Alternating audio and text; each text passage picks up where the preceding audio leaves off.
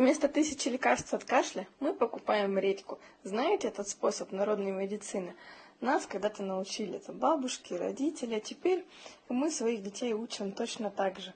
Итак, берем редьку, промываем ее хорошо, срезаем верхушку, оставляя это как крышку.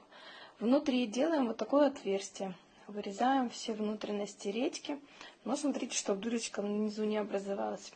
Ставим редьку на стакан, добавляем в нее мед, пару ложек, и оставляем на несколько часов. Я обычно это делаю вечером и оставляю на ночь.